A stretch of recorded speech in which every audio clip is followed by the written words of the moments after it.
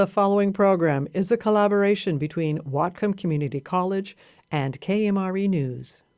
Today's KMRE conversation is with the primary candidates for the Bellingham mayoral race. With 5 candidates in the field, we want to help our listeners understand the differences between candidates by giving each person running for office a chance to answer the questions that are on our listeners' minds. Each candidate was given a total of 20 minutes to answer the same questions. Today, we are presenting all the candidates' responses to one of those questions. You can hear the complete interviews at kmre.org. The County Council has decided that the jail should be located in Ferndale. Do you agree? If yes, how will you get this project passed? Christina Michelle Martins. My title, current job, is the at-large Bellingham City Council member. My personal lingering concern and having it on such a wide open area in Ferndale is just the ability to keep adding on and kind of being distracted by the easy way out of helping people and not building affordable housing, essentially just creating more beds in the jail and criminalizing poverty to a certain degree. I do believe we need a new jail, or we need a severely updated one, because the current one has been allowed to fall in such disrepair. In a dream perfect world, I really appreciate the location of the downtown, the current downtown jail, and would have really liked to see a collaborative effort on maintaining, on updating and getting that space to code, and not even just to code, but to more of a rehabilitation vibe and center over just imprisonment, because the access to services in that location is so wonderful, but that's something that has really just fallen on deaf ears with such a sparkling passion to just build a new jail. My name is Kim Lund. I'm a candidate for the mayor of Bellingham. The jail is in the county's purview. It's part of the executive's responsibilities, and the budget for that lies in the county.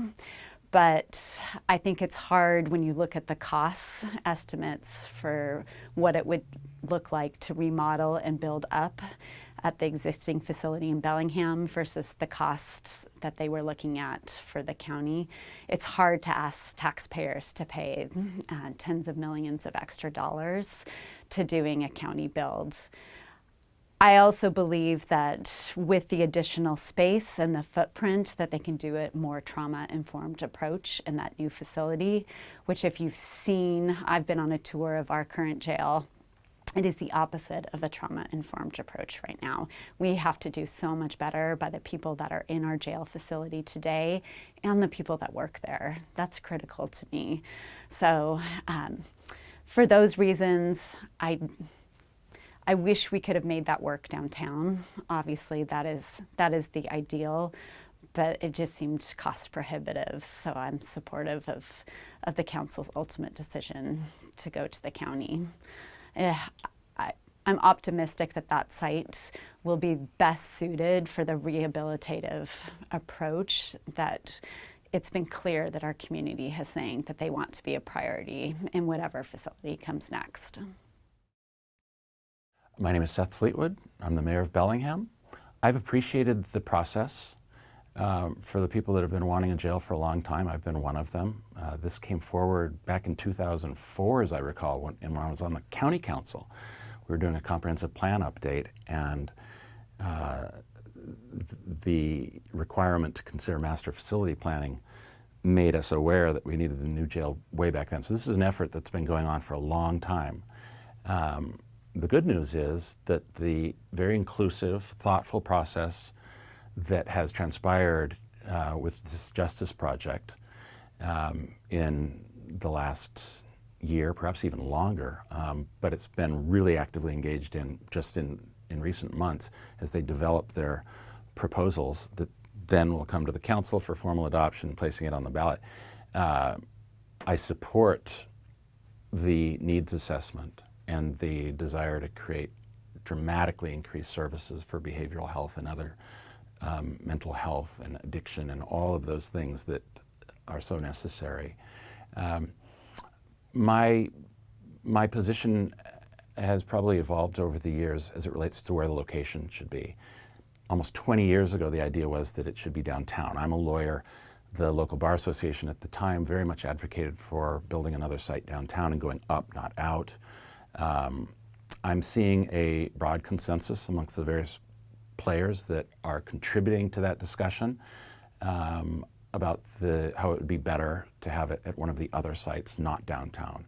And I have observed, I didn't know that the county council had made this decision, had to have been pretty recent, about using the Ferndale site, but I'm certainly aware that that place on La Bounty seems to be emerging as sort of the number one proposal for a number of reasons. There's opportunity for growth out there. You know, the other property that was being considered for it on Division Street in Iron Gate takes about 9 minutes to get to from downtown. I think I've read that this new site on La Bounty takes about 15 minutes. So as far as just the distance, it's not dramatic. So I think I'd probably be okay supporting the La Bounty site, or Ferndale as they're calling it. Mike McCauley, and I'm a building designer. I'm the owner of McCauley Design Works. I disagree with the location and I disagree with the program, but it's the county's program, right? So the best thing that the Mayor of Bellingham can do is advocate for what we need, and there's going to be a vote on it. So I would advocate for what I think is the appropriate thing to do. It's not what's being proposed. But if that's what actually gets built, then that's what gets built, and the city of Bellingham has to deal with it, right? So what I would like to see as far as the jail goes, and I've had a lot of conversations with lawyers and the police about this, if we look at who really needs to be incarcerated, what kind of incarceration does that look like?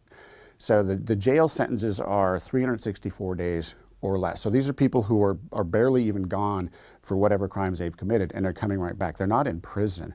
So if these are not our violent criminals, they're the ones that need the most connectivity to the services and the help that's going to help them come back out in a few months and reintegrate and maybe hopefully stop doing the bad behaviors. I have some intimate details in my own family around that kind of thing. I've got a brother that's gone through this cycle his entire life, so I've been watching it for the last 30 plus years. So I know what happens when you go to the jail. The system that we're using right now, it's just put people in a box, and then in 8 months they come back right on their streets, and there's nothing that's happened in between except they sat there for 8 months. So I don't approve of what the county's proposing.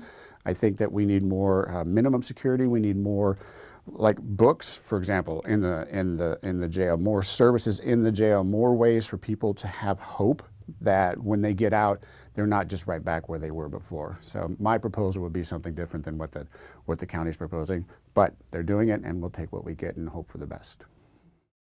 My name's Chris McCoy. I am best known locally as the founder of Kombucha Town and the Culture Cafe in downtown Bellingham.